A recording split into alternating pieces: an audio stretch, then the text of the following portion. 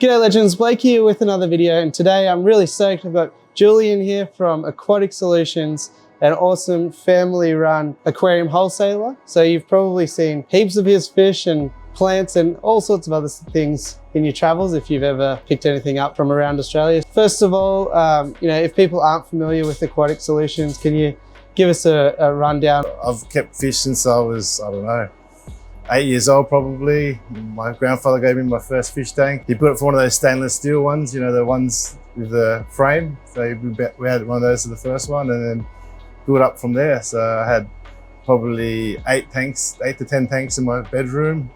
And once that was full, I started building a fish room under my house. So I ended up probably around 100 tanks under the house, and I was breeding fish and just selling it online at the start. And then I was also in the day working for a company called Petra's Fisheries. Okay. That's another wholesaler, and I basically ended up working in Aquatic Solutions. So I worked there for about 3 or 4 years, and then I had an opportunity to buy it. So I bought that. It's about 10 years ago now, and I've just been building it up ever since. If you can imagine, you have one tank. We've got close to 2,000 tanks here now, I think. Yeah, so it's a full-time job, no spare time.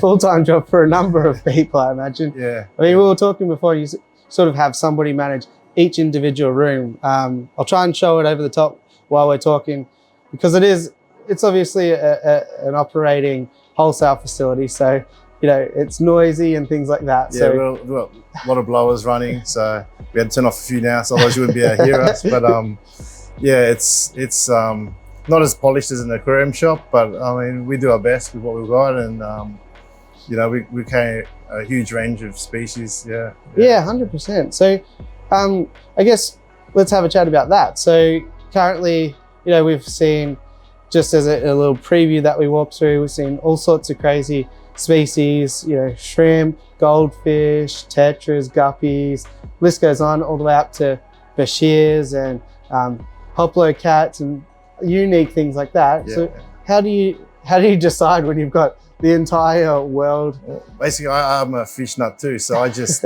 any fish that I like to get in, keep it, and you know, basically if I can keep it, I'll be selling it. So I like to just keep the fish that I like to look at. So that's about it. Yeah. Is it hard to let them go?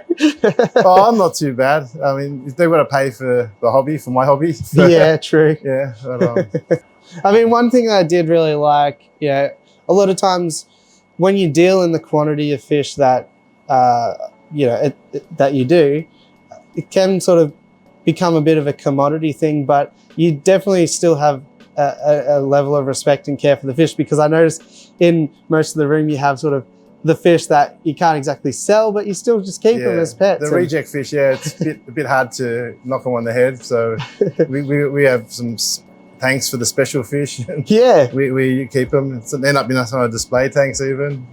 But when we're talking about the scale of 2,000 tanks, one thing I found interesting as well was how long it takes to maintain and care for the fish, like every day, you know. Well, yeah, every day the guys will come in the morning, they'll check the fish. We do a lot of feeding here, so it's a lot of fish that come into place. I mean, a lot of fish from overseas especially, they've been fasted because they've been preparing for a long flight with the shipping, so they're often skinny, and you know, you can imagine they'll be malnourished because there've been a lot of stress has gone on the fish for that duration. So they come in and we nurture them, feed them up, and you know, the sizes are growing on the fish, you know, and especially we've converted this place pretty much all to automatic water changes now. So it's less labor intensive, but the fish really appreciate those water conditions being more stable and temperature being more stable, and the ability to be able to feed the fish heaps more than what we used to be able to feed them to make a difference. And I think that's what makes our fish stand out from the other guys, is that they get fed a lot more, and we do care for them a lot, you know. I personally check every tank in this place at least once a day, maybe several times a day. Yeah, wow. So it's a lot of work, but it is what it is. Yeah. I guess a couple of things out of that. How many types of food and how long does it take to do it every day? Do you know off the top of your head? Well, we were just talking to Bruce earlier. He was saying around 4 to 6 hours, depending on how how big the load of fish we're carrying. Types of food, we do a lot of live food, live blackworms. We do pellet food, we do dry blackworms, frozen bloodworms. I mean, we do huge range of foods, try to cater as best we can for the fish that we are selling. So, and we also on-sell some of the foods we use, our in-house mixes and stuff like that. We try to pass on so the shops can continue feeding the similar diet that they're accustomed to, and yeah, that's how we're doing it. Yeah. Yeah, awesome. And then one thing I was wondering, with fish coming from a long way, what's the biggest journey? Do you know, or what? Well, before Sri Lanka was the biggest, I think it was like 30 to 40 hours in the bags. It would stop off in like Malaysia or Singapore on the way here and offloaded and back unloaded. But we've got some direct flights now. And we're not talking about when people at home order like 5 guppies and that's in a bag. We're talking about like 100. Like we got a shipment coming today. It's like 30 odd boxes from Indonesia, and I think that's probably, I think when I looked at the invoice, probably 35,000 fish. Wow. Like that. Yeah, so a lot of fish. Yeah. Wow. So yeah, no wonder there's so many tanks. And like, of that, would you fill up 100 tanks, or do you know? Or? Today the shipment would probably fill up close to 200 tanks. Yeah. Wow. So just having that sort of float of having 200 tanks filling up, you sort of have to sell 200 tanks worth of fish or more, and I imagine it's quite an operation to just sort of have things constantly shifting around. And yeah, it's like Tetris, always trying to work out, because once the fish are released from quarantine, we need to move them out into the holding areas, and then trying to put them in locations where they're with other similar species of fish. Yeah. Well, we had a quick walk around before, and there's 5 or 6, maybe 7 rooms, each with sort of a couple of 100 tanks in there. And I was sort of just saying, my mind is being blown about how you would even know. I've got an order for a rosy barb. Where on earth? Yeah, good memory. I mean, I can pretty much remember where most of the fish are in the place or whereabouts, just from I think daily checking helps you register in your mind where things are.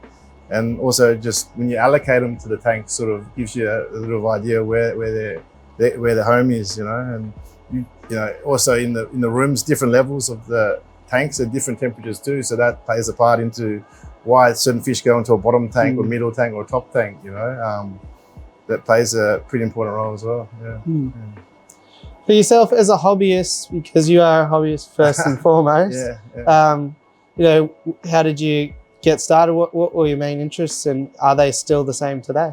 Well, I started off with just general community tank, and then just slowly went up through the different species and ended up with cichlids. I bred a lot of cichlids for a while, and then I had some heaters fail and wiped out a lot of my brood stock. So I got turned off that, and I went into L numbers and bristlenose and shrimps and endlers, and I just was working here managing this business for the previous owners, and I'd go home at night and I'd be water changing and feeding my fish and breeding my fish, and that was part of how I saved a bit of money to buy this place. It was just I was working and then I was actually doing my own work at home, breeding fish and that. So that's how probably it all started, to generate a bit of extra pocket money. Yeah.